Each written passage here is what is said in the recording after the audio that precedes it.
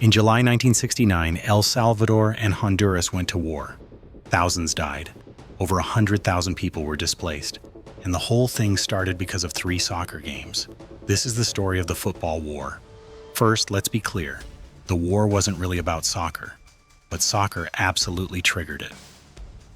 In 1969, El Salvador and Honduras were both competing to qualify for the 1970 World Cup in Mexico. They were matched against each other in a 3-game series. Whoever won would advance. The rivalry was already tense. But beneath the sports competition, there were serious political and economic problems. El Salvador was tiny but densely populated. Honduras was much larger but less crowded. Over the previous decades, hundreds of thousands of Salvadorans had migrated to Honduras looking for land and work. By 1969, Honduras was in economic trouble.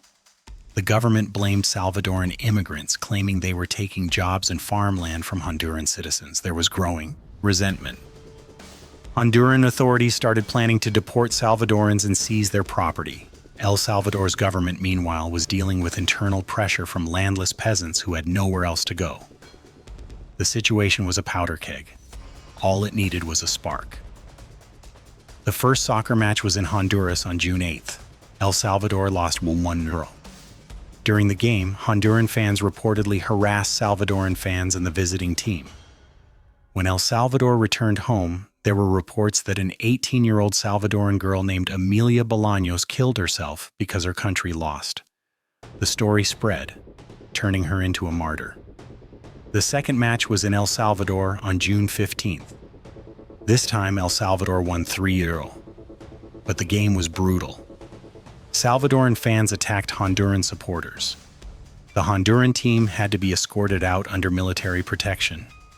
2 Honduran fans reportedly died.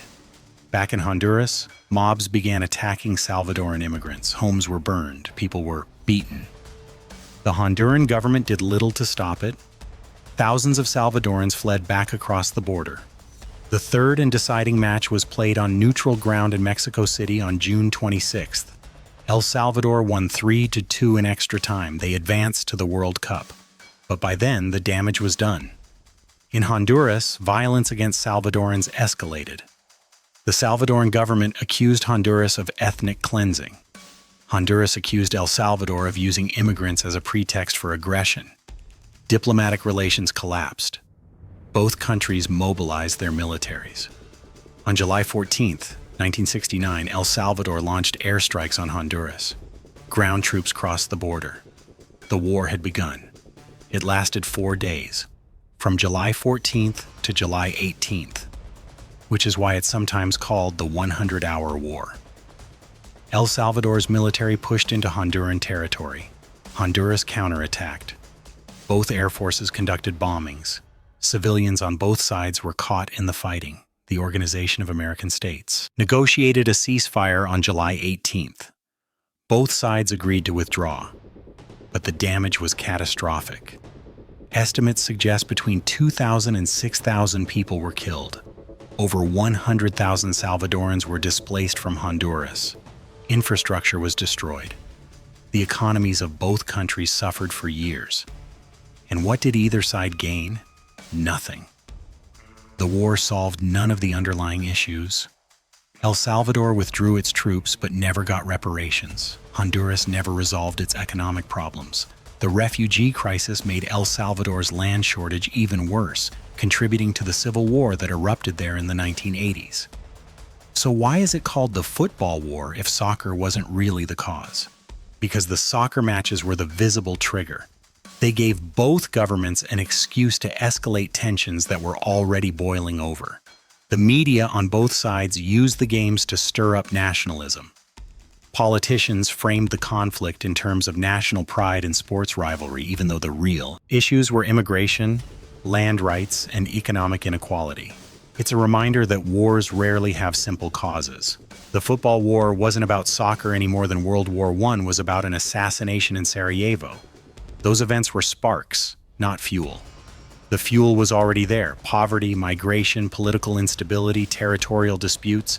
But the nickname stuck because it captured something true: how quickly ordinary rivalry can turn deadly when the right conditions exist. 3 soccer games in 3 weeks went from sports competition to riots to refugee crisis to full-scale war. Both countries eventually normalized relations, but it took over a decade. A formal peace treaty wasn't signed until 1980. The border disputes weren't fully resolved until 1992. The football war is one of history's strangest conflicts. Not because soccer caused it, but because soccer was used to justify it.